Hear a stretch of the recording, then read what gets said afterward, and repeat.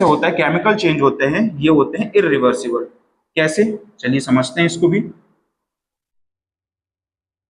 देखो बच्चों, physical change में क्या हो रहा है, पहले केस में हमने पढ़ा मेल्टिंग ऑफ आइस। जब आइस पिघल रहा था, तो आइस पिघलने के केस पर हम देख रहे हैं कि वहां पर हम आइस को दोबारा जब मेल्टिंग होगा तो वाटर बना, और वाटर से हम फिर आइस बना सकते हैं, यानी वो रिवर्सिबल प्रोसेस है। यानी वाटर क्या हो रहा है, आइस बन रहा है, आइस पिघल के वाटर बन रहा है, फिर वाटर से हम आइस बना सकते हैं। It is a reversible process. दूसरे केस में क्या है, पेपर्स, टीयर्स ऑफ पेपर्स। तो पेपर्स भी क्या है, एक तरह का हम फाड़ दिए पर वो पेपर तो पेपर ही रहेगा, उसको हम दोबारा फॉर्म कर सकते हैं। तो कैसा प्रोसेस है, रिवर्सिबल प्रोसेस है। बट दूध का दही बनना, turning of milk into curd, ये किसी भी हिसाब से वापस नहीं बन सकता। दूध, दही से दूध बन सकता है क्या, नहीं, पॉसिबल ही नहीं है। रस से आयरन बन सकता है क्या, नहीं बन सकता है। फर्मेंटेशन ऑफ ग्रेप्स, अंगूर सड़ने के बाद क्या आप अंगूर बना सकते हो, नहीं बना सकते। फूड बनने के बाद क्या अपने रॉ फॉर्म में आ सकता है, यानी चावल बन गया है या दाल बन गई या सब्जी पक गई तो उसको पूरा वापस हम रॉ सब्सटेंस में बना सकते हैं क्या, नहीं।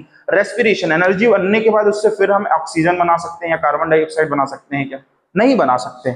तो हमको एक चीज समझ में आती है, वो क्या है कि फिजिकल चेंज इज रिवर्सिबल और केमिकल चेंज क्या है, इरिवर्सिबल है। ठीक है, तो ये केमिकल रिएक्शन क्या है, केमिकल चेंज तो हम समझ गए, फिजिकल चेंज हम समझ गए, बट इससे हम क्या समझाना चाह रहे थे, इसको क्यों पढ़ाना चाह रहे थे, इसको इसलिए पढ़ाना चाह रहे थे बच्चों, क्योंकि जब हम देख रहे हैं क्या कि rusting of iron, rusting of iron कैसी प्रोसेस है, केमिकल प्रोसेस है। ठीक है ना, rusting of iron is a process, is a chemical change, क्या है, केमिकल चेंज। और इस रस्टिंग ऑफ आयरन यानी आयरन में जंग लगने की जो प्रोसेस है उसको हम केमिकल रिएक्शन बोलते हैं। यानी the process of the process of formation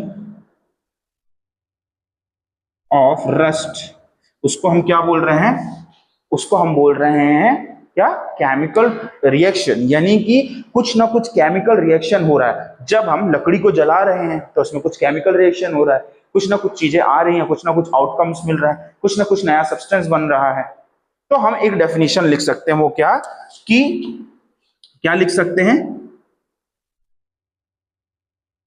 chemical reaction is, chemical reaction is formation of new substance, formation of new substance from,